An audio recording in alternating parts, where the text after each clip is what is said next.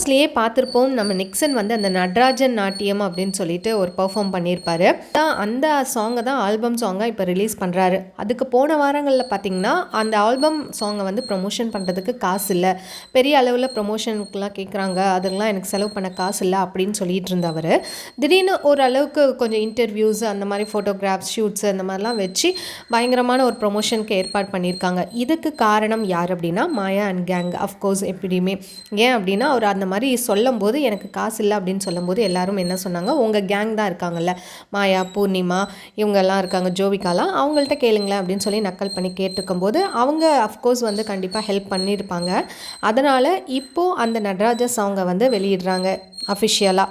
பார்த்திங்கன்னா நம்ம பூர்ணிமா சாரியில் வந்தாங்க அண்ட் மாயா அவங்களுடைய ட்ரெஸ்ஸு, என்ன ட்ரெஸ் இது, இந்த ஒரு ஃபங்க்ஷனுக்கு வரும்போது இப்படி ஒரு ட்ரெஸ்ஸா அப்படின்ற மாதிரி முகம் சுளிக்கிற அளவுக்கு தான் இருந்தது. பார்க்கவே கொஞ்சம் வியர்டாக தான் இருந்தது. ஏன் இப்படி வந்தாங்க திடீர்னு அப்படின்னு தெரியல. ஜோவிகா நிக்சனுக்கு உள்ளே இருக்கும்போதே பயங்கரமான ஒரு சப்போர்ட் அண்ட் வெளியில் வந்ததுக்கப்புறம் நிக்சனுக்கு பயங்கரமான ஒரு சப்போர்ட் கொடுத்துட்டு தான் இருந்தாங்க. அவங்க வந்து பார்த்திபன் சார்கிட்ட அசிஸ்டண்ட்டாக ஒர்க் பண்ணிட்டுருக்காங்க. பார்த்திபன் சாரையும் இன்ட்ரடியூஸ் பண்ணி நிக்சன் வந்து பார்த்திபன் சார் கூடயும் ஒரு ஃபோட்டோவும் எடுத்திருந்திருக்காரு. ஸோ ஜோவிகா ரொம்ப க்ளோஸு. நெக்ஸ்ட்டு பூர்ணிமா அவங்களுமே நிக்சன் கூட பயங்கரமாக க்ளோஸ் ஆகிட்டு இருந்தாங்க. விஷ்ணு அந்த கான்ட்ரவர்சிக்கு அப்புறம் பிக் பாஸ்க்குள்ளே பூர்ணிமாவுமே நிக்சனுக்கு ரொம்பவே க்ளோஸு. இப்போ ஜோவிகா போய் ஹக் பண்ணிக்கிட்டாங்க அண்ட் பூர்ணிமா ஒரு மாதிரி பார்த்துருந்தாங்க. அது லைட்டாக ஒரு பொசசிவ் தெரிஞ்ச மாதிரி இருந்தது.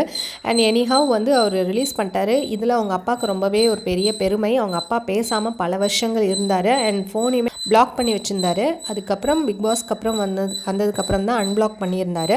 ஸோ இப்போது ஓரளவுக்கு பையன் வந்து தேடிட்டு வரான் அப்படின்ற ஒரு திருப்தி அவருக்கு. பிக் பாஸ் சொல்லியே டீம் ஏ டீம் பின்னு பிரித்து வச்சுருந்தாங்க. ஸோ இந்த டீம் ஏயோட மீட்டிங் வந்து ரொம்ப நாள் கழித்து இது நடந்திருக்கு.